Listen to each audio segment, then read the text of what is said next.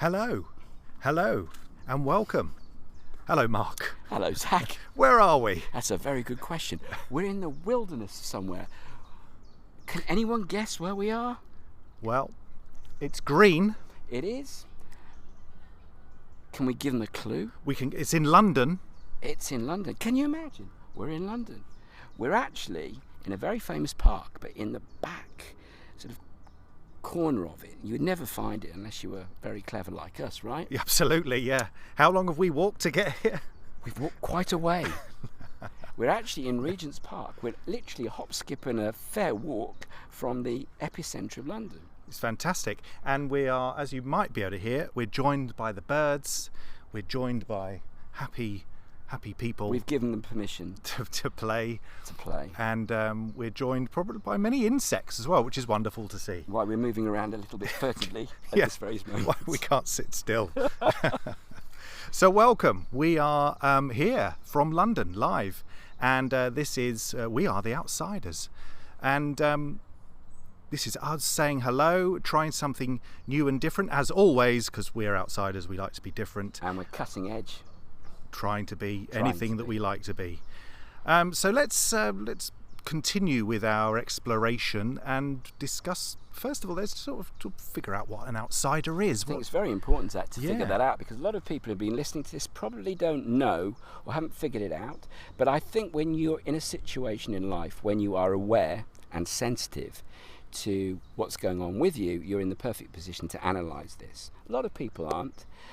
But why don't we start off with, before we give our own definition of outsider, what does the Collins Dictionary state an outsider is? It does state that an outsider is somebody who doesn't fit in or isn't part of some group, belong to a group or organisation. Belong was the word I couldn't think of. Yeah. But that's what an outsider is officially, under official terms, as well as a few other things. But that's the most important one that we wish to focus on for our series of explorations and videos and podcasts. Well, how about for yourself? Well, for me, the idea is, I think, as I've said in many podcasts before, and I reiterate this really for clarity, is I don't think it's something you choose. It's not something you sort of wake up one morning and go, I am this. I mean, there's been many stories, many films made about being an outsider, and many people, creative people, actually are outsiders.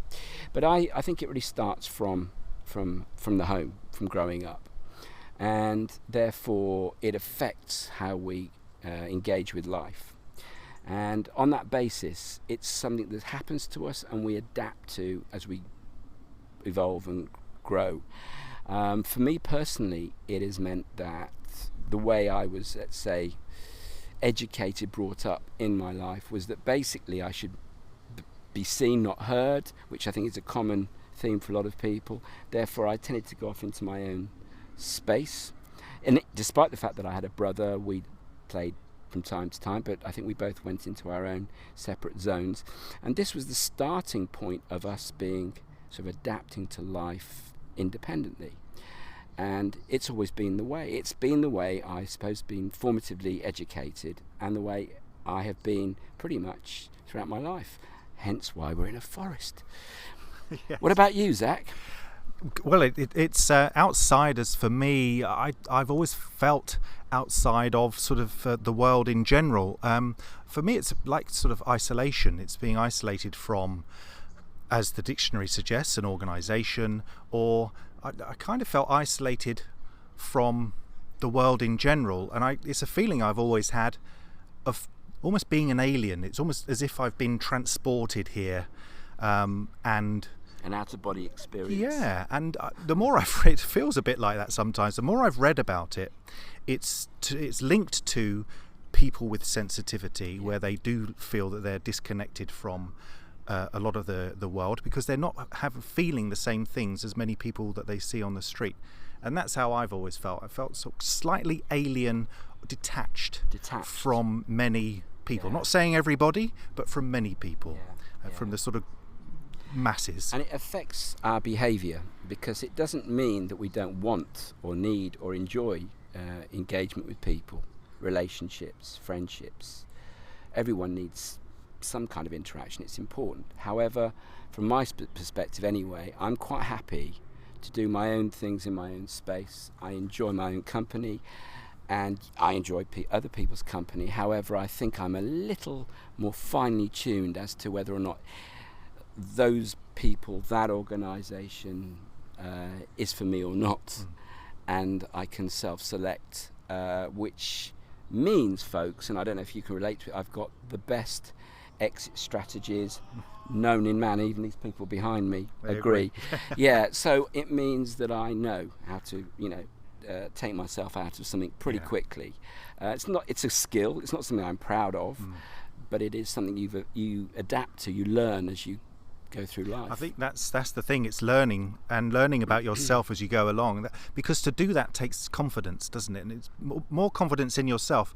Because for a long time you feel as if you should fit in. We're sort of fed this idea, perhaps through school, perhaps through parenting and expectations, that you've got to fit in. You and you don't want to stand out. I think we're not taught to stand out, are we? Or to be comfortable in our own uniqueness.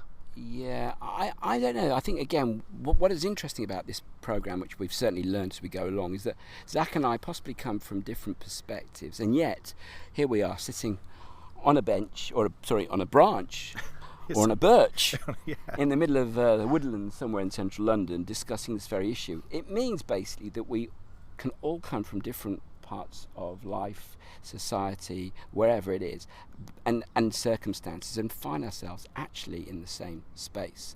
And that's kind of what an outsider is, because we're all affected by things differently, and yet we find ourselves in a situation where we either self-impose this isolation or choose not to engage, or find that it just doesn't work for us, or whatever it is. But we are sensitive enough to make that decision, rather than hanging around hoping that we will eventually fit in, or someone will give us permission to fit in. Yeah, because it does sort of feel a bit, you can feel a bit guilty, or feel a bit, some people feel ashamed because they can't fit in. They think there's something wrong with them.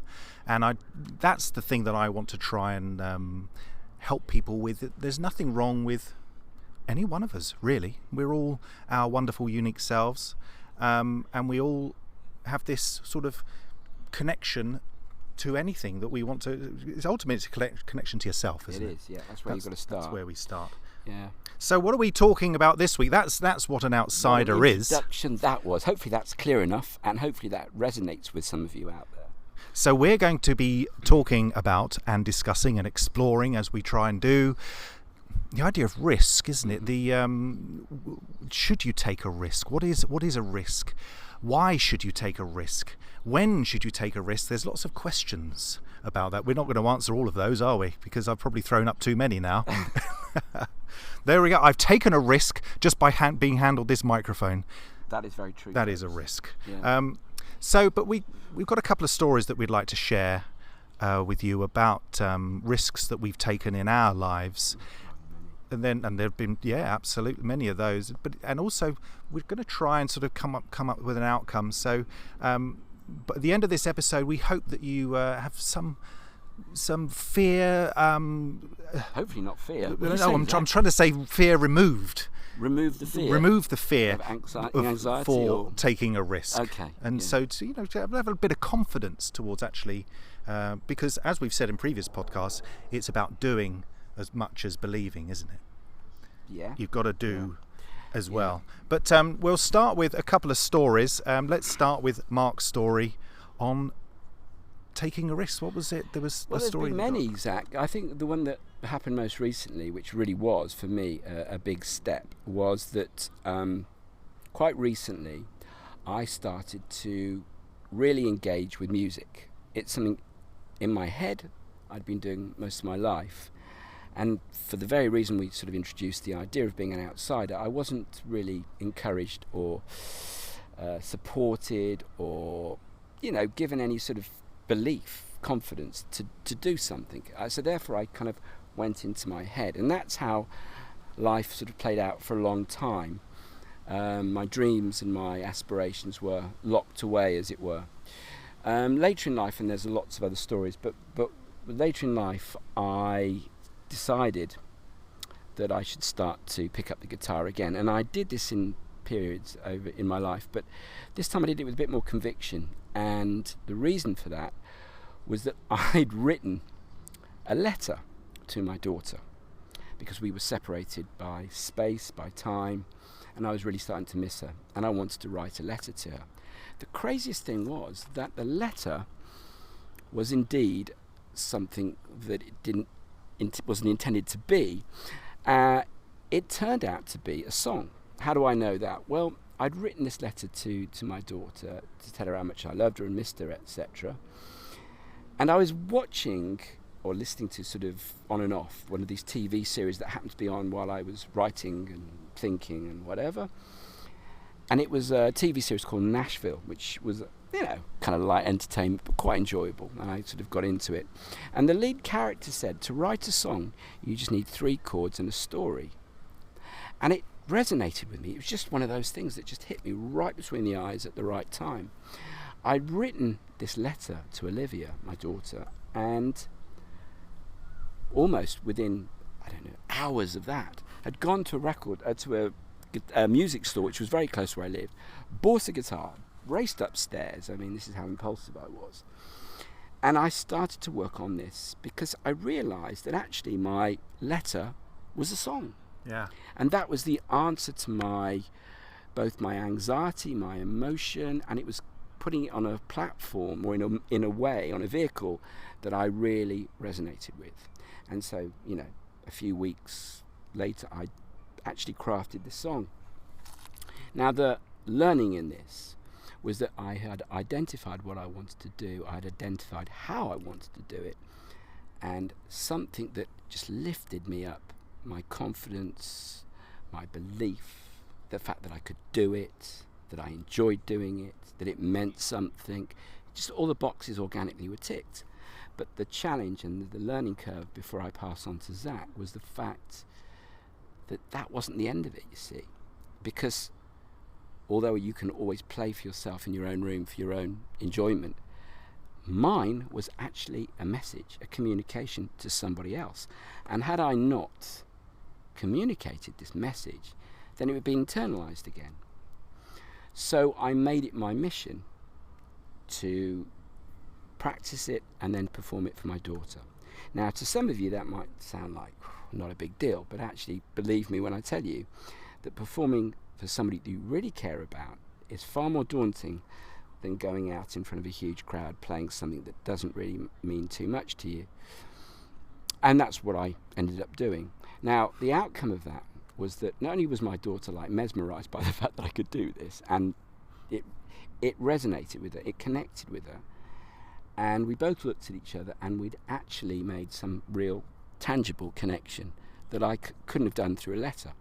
So that's my full circle and my learning, and I hope that means or connects with some of you out there. Zach, the floor is yours. Take it away. Thank you. Yeah, I totally get that. I do understand as well, being when I do a play or any other thing, if I know one of my family is out there watching, it's so much harder when there's people that you know. So because you want their acknowledgement, or you want them to enjoy themselves and get something out of it. So I totally get the pressure that you put yourself under, or the pressure that you felt performing for your daughter. My story of taking a risk is very different, but I suppose it does highlight the different people that we are. I mean, I've made no secret of the fact that I've got depression. I talk about it a lot, and a few years ago, I was on heavy medication. I had to be on heavy medication, and I hated being on medication. I felt ill all of the time. I actually felt worse than I did when I was depressed. I felt like I was a zombie. Yeah. I couldn't laugh as much as I couldn't cry. It was completely. I was like the Terminator, and I took a decision. After a little while of this, I made a decision. I talked to my other half and said, "This is what I'm going to do." I didn't go to my GP, and I know that's naughty. I didn't seek professional advice. I just knew in my heart that I had to come off of this medication. But I knew the risks that were involved in that, because of course by coming off the medication, then I'm taking the risk of going back to where I was, and where I was self-harming and suicidal thoughts. But I took that risk on because I actually wanted to feel happy again. I wanted to feel that joy again. I wanted to laugh at funny movies again, and naturally, exactly. And I knew that by having to have that, by wanting to get that side of the emotion, I had to also accept the other stuff. Yeah. And I chose to do that. And 18 months it took for the effects of the medication to wear off before I started to feel human again. But what I got to was a point of balance, and primarily that was because I chose to go down a route of meditation and mindfulness in order just to reconnect with myself.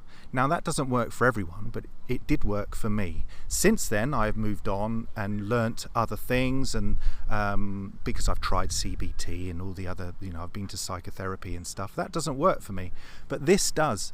And I managed to get to a point of emotional balance. Now that doesn't mean that I don't have depression. That means that there are days when I feel like crap, but I now know what to do. And this is why part of the reason I'm doing this podcast, and part of the reason that connected the two of us, is because I use the arts as a form to help me through those difficult times, and that's where we connected at a network. That's how we found each other, through the mutual love and interest in creativity and expression. And this is also why we're doing a podcast too, because we know there are people out there who have similar issues and that may relate to creativity and expression, self-expression, wanting to release things that have been locked away for a long time, what we call in the comfort zone, just blocking things off, pushing them off. A lot of people living like this. So we want to really try and connect with those of you out there that can relate to something like this. So we've got our process, we've got our podcasts that come out weekly. We're called The Outsiders because that's how we see ourselves and that's how we've lived our lives. And our podcast really is all about shaping up to be the best version of ourselves and living within these constraints that we're aware of, which I hope, again, for those of you who are listening or watching this, you can relate to. What we're going to put together, and maybe you'll find it useful, is we're going to do this 5-step little kind of a PDF or some kind of booklet that we see as the leading tips to help you move away from this self-contained isolation in life, the prison, whatever it is you want to call it, and start to become, the true, authentic version of yourselves, being, really in connection or in the flow with who you are.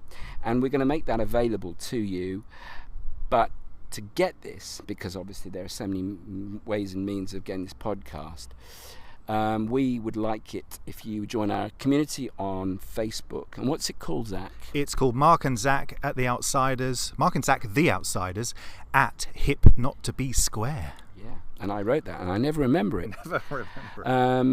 So we've got a community where you can come along, join us, share your views, ideas, stories, suggestions. We will, over time, invite some of you who wish to come up and either meet us live, or we'll do a broadcast podcast where you can tell us your story. And this is how it will evolve. So I think we're at it. We're at it, yeah. We are evolving organically. We're trying to be, just to enjoy ourselves and express ourselves with freedom. And I think that's part of it. It's about getting to a point of freedom, isn't it? Emotionally, spiritually. Well, the world, your world, everyone's world is so much better, isn't it? When you feel at one with yourself, you feel connected. When you're not in that space, you're not the best person in the world to be around. Nope. If you are in that space, then you're connected to life again, and that's what we're hoping for you, really. So that wraps up. I think I've got an insect that's got up my sleeve. Doing the shimmy. Oh, I say. So that wraps up this episode, I think. So see you on Facebook, and keep listening. share your ideas, share your keep views. watching, as they used to say. Is it? Something like Okay. that. Yeah. Okay. All right. We will see you soon. Take care. See you. Bye.